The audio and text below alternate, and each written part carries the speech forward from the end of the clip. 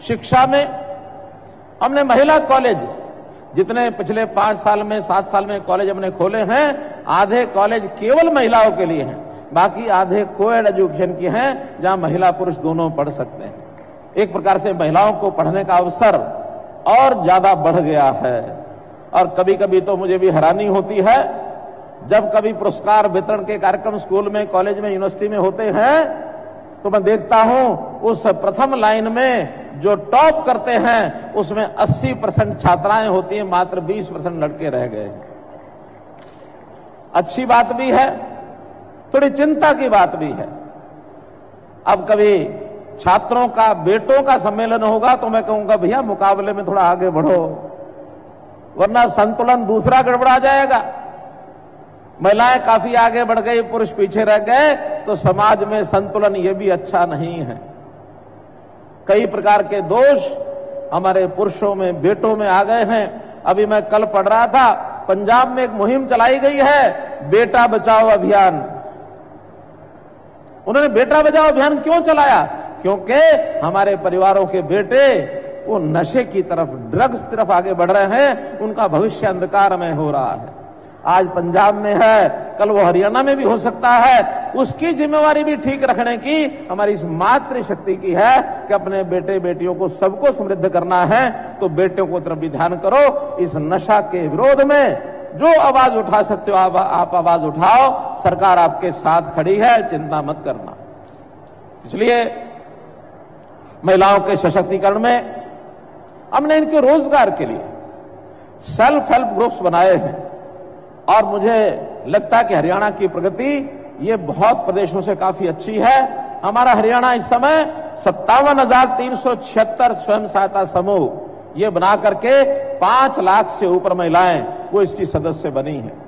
अभी मैं जनसंवाद के कार्यक्रम में बहुत विधानसभा में गया, हर जगह महिलाओं ने, जैसे आज यहां पर स्टॉल लगाए हैं, ऐसे स्टॉल लगे हुए मिले मुझे। जगह जगह अपने जो उत्पाद हैं उनको लेकर आती हैं बहनें और उसकी वहां बिक्री करती हैं। मुझे उस समय ध्यान में आया कि इनका कोई बिक्री केंद्र के लिए कोई एक अच्छा स्थान विकसित होना चाहिए। तो आज ही मैंने बात की अपने अधिकारियों से, एक चीज की मैं घोषणा कर रहा हूं।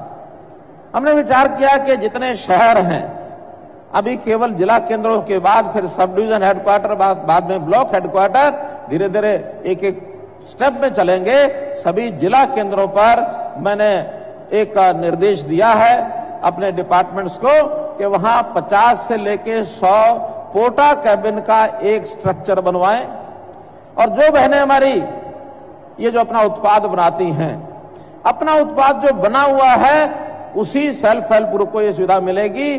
बाजार से खरीद के ला के उसको बेचने की सुविधा नहीं मिलेगी। ऐसे सेल्फ हेल्प रजिस्टर्ड ग्रुप वो वहां प्रतिदिन के हिसाब से उन पोटा केबिन्स को बुक करा सकती हैं और जा करके अपना सामान बिक्री के लिए दिन भर रख सकती हैं। ये होगा एक साझा बाजार।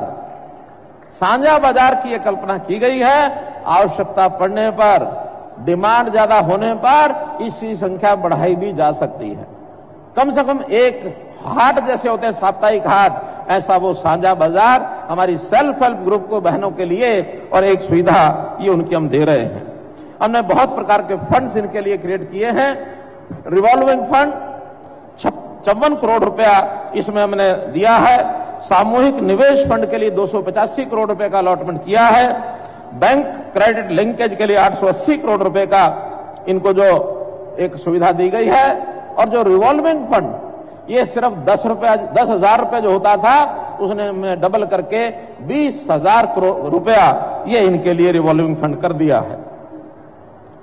5 लाख रुपए तक का जो ऋण है उसकी स्टाम्प शुल्क से छूट दी गई है।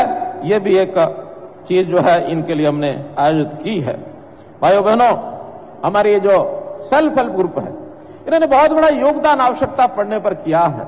जैसा हम देखते हैं कोविड-19 में जब मास्क की जरूरत पड़ी, प्रधानमंत्री जी ने आह्वान किया हर किसी को मास्क अपने मुंह पर लगाना है। हमारी चिंता ये हो गई कि इतने मास्क एक साथ आएंगे कहां से। तब ये विचार आया कि हमारी सेल्फ हेल्प ग्रुप में की बहनें जो सिलाई का काम करती हैं उन सबके जिम्मे हमने लगाया कि आप जितने ज्यादा मास्क बना सकते बनाइए। और मुझे प्रसन्नता इस बात की थोड़े दिनों में ही ये जो हमारे सेल्फ हेल्प ग्रुप हैं, इन्होंने मास्क बनाने का काम अपने हाथ में लिया और उसको हरियाणा की जो आवश्यकता उसकी पूर्ति कर दी। बहुत बड़ा काम इन्होंने किया है। इसी प्रकार जब देशभक्ति के नाते प्रधानमंत्री जी ने तिरंगा लहराओ घर घर तिरंगा ये योजना जब बनाई तो इतने सब तिरंगे बाजार में उपलब्ध नहीं थे। हमने सेल्फ हेल्प ग्रुप को ही कहा कि आप ये तिरंगे बनाइए और एक कीमत रख करके समाज में दीजिए, सरकार को दीजिए, संस्थाओं को दीजिए। तो वो जो तिरंगे घर घर पिछले 2 साल से जो अभियान चल रहा है, इसमें भी हमारी जो सेल्फ हेल्प की बहनें हैं उनका बहुत बड़ा एक योगदान है। स्थान स्थान पर जहां हमको सेवा के नाते छोटे छोटे ऐसे केंद्र जहां लोगों को सेवा दी जा सके, बहुत प्रकार की सेवाएं हमने इनको दी हैं। 144 कैंटीन्स जो अनाज मंडी में होती हैं या जो शुगर मिल में होती हैं, इस प्रकार की जो कैंटीन्स, मजदूरों की कैंटीन्स चलाने के लिए हमने सेल्फ हेल्प ग्रुप को ही कहा। बहुत से सेल्फ हेल्प ग्रुप ने उसके अंदर अपना भाग लिया है। बैंक सुविधा ये देने के लिए ट्रेनिंग बैंकों ने की। 750 से ऊपर बहनें ये जो बैंकिंग सुविधा देने के लिए प्रदाता बनी, इसका भी लाभ हमको मिला है। भाइयों बहनों, राशन डिपो चलाने के लिए हमने 33% राशन डिपो जो नए दिए जा रहे हैं उसमें केवल महिलाओं को अलॉट किए जाएंगे। ये योजना हमने बनाई है। इसी प्रकार से ये जो मुख्यमंत्री विवाह शगुन योजना या और अन्य प्रकार की जो शगुन योजनाएं चलती हैं, इसमें भी 31,000 रुपए से लेकर के अलग अलग वर्गों के लिए 71,000 रुपया ये उसके अंदर दिया जाता है। तो जो ऐसा वर्ग है जिसको सबसे कम पैसा भी 31,000 रुपया बहनों के विवाह के लिए मिलता है, उसको मैं आज, क्योंकि थोड़ा मुझे लगता अंतर ज्यादा है, तो 31,000 रुपए की राशि को मैं 41,000 रुपया करता हूं ताकि अंतर थोड़ा कम हो जाएगा। पुलिसकर्मी हमारे यहां कैसे ज्यादा बढ़े, लगातार 8 साल से प्रयत्न कर रहे हैं।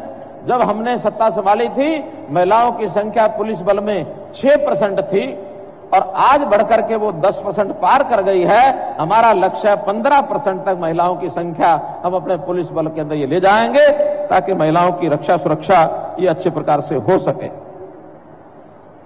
हमारे यहां महिला सशक्तिकरण, इसके नाते से 31 महिला पुलिस थाने ये भी हमने शुरू किए हैं और हेल्पलाइन महिलाओं की 1091 का नंबर ये केवल महिलाओं को दिया है।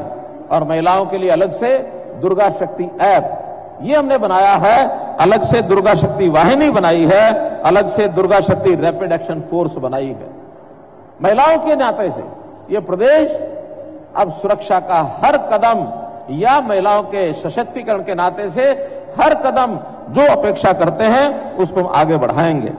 शिक्षा के नाते से मैंने आपको बताया कॉलेज की संख्या हमारी काफी हो गई है। 20 किलोमीटर के दायरे में एक महिला का कॉलेज या कोएड का कॉलेज ये अवश्य होगा ताकि 10 किलोमीटर इधर 10 किलोमीटर इधर ये महिलाओं को न जाना पड़े।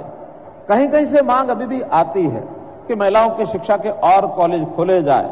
बहुत बड़ी मांग नहीं, कुछ मांग है, उसके नाते एक मैं आज घोषणा करता हूं। बहुत हमारे पॉलिटेक्निक कॉलेज हैं, चाहे वो सरकारी हैं और चाहे प्राइवेट हैं। पॉलिटेक्निक कॉलेज जहां डिप्लोमा का कोर्स होता है, उनकी इंफ्रास्ट्रक्चर बिल्डिंग्स काफी ऐसी हैं जहां उनको पर्याप्त एडमिशन नहीं मिल रहे। ऐसे कॉलेज जहां इंफ्रास्ट्रक्चर उपलब्ध है, अगर डिग्री कॉलेज का वो एक प्रकार से मांग करेंगे या सरकारी जो पॉलिटेक्निक कॉलेज है उन सब में महिलाओं की डिग्री कॉलेज की आज मैं घोषणा करता हूं। जो मांगेंगे उनको हम महिलाओं का डिग्री कॉलेज और देंगे ताकि महिला शिक्षा ये और आगे बढ़े। महिलाओं का शिक्षित होना, संस्कारित होना बहुत आवश्यक है। इसलिए आवश्यक है कि देखिए, पुरुष जो होता है अपने एक परिवार की चिंता करता है, पुरुष अपने एक परिवार की चिंता करता है।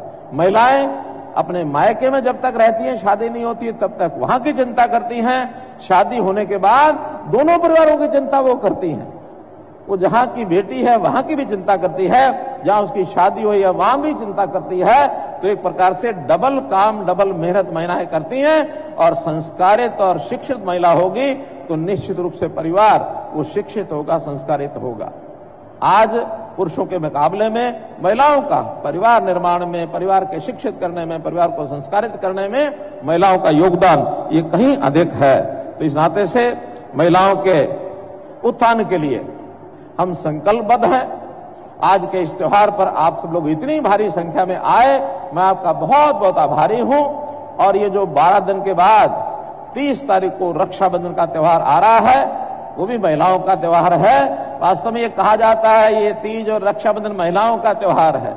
मेरा कहना कि हर त्योहार बिना महिलाओं के, बिना माताओं के, बिना बहनों के, बिना बेटियों के ये पूरा नहीं हो सकता है। महिलाएं हमारे सब त्योहार का आधार हैं। इसलिए महिलाओं की सुख शांति के लिए मैं बहुत ही संकल्पबद्ध हूं। जितना आप हमको इशारा करते रहेंगे, जो सुझाव देते रहेंगे, उस प्रकार की हर चीज की व्यवस्था हरियाणा सरकार आपके लिए करती रहेगी। आप आज आए, आपका बहुत बहुत अभिनंदन, बहुत बहुत आभार।